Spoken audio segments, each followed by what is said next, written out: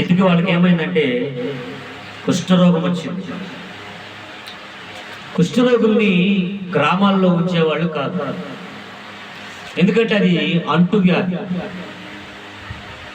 ఒకరికి వస్తే కుటుంబంలో అందరికీ అంటుకుంటుంది. కాబట్టి కుటుంబంలో ఉండకుండా వాళ్ళు ఏం చేసేవారంటే వెలివేసేవాడు.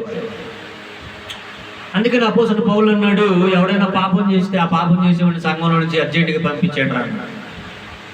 ఎందుకంటే ఆడిది ఈడికి కూడా అంటుకోండి.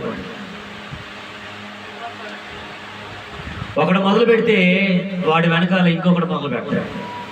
ఇది అంటురోగమే. పాపం అనేది కూడా అంటువ్యాధి. అందుకనే పరిశుద్ధుల గుంపులో ఉండాలి అని చెప్పాడు.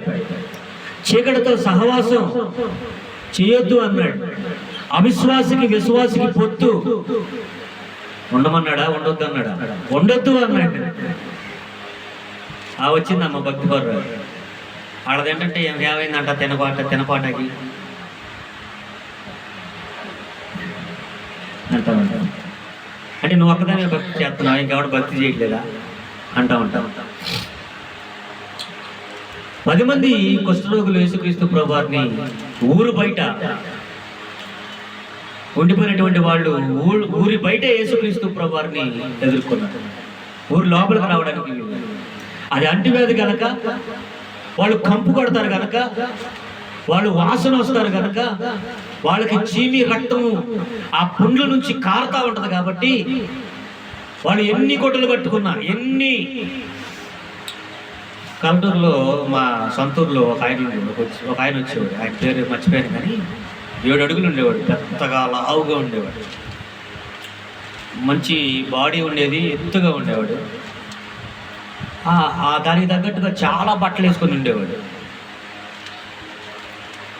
ఏంటి ఇన్ని బట్టలు వేసుకున్నాడు, ఈయన అసలే లావుకున్నాడు, ఇన్ని బట్టలు వేసుకుని ఇంకా లావుకున్నాడు అని చూస్తే భయం వేసేది.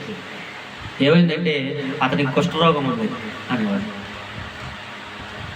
అతని కుష్ఠరోగం తెలిసిపోతుంది, ఎందుకంటే చీము గారుతుంది, రక్తం గారుతుంది.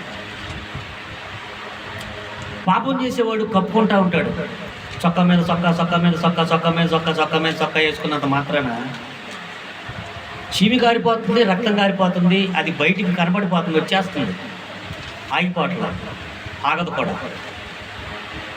పాపం కూడా కుష్ఠరోగం లాంటిది. మనం కప్పుకున్న కొలది అదేమవుద్దంటే ఏమవుతుంది, ఎక్కువ అవుద్ది, తగ్గదు. ఆ స్మెల్ వచ్చేస్తూ ఉంటుంది, ఆ వాసన కొట్టేస్తూ ఉంటుంది.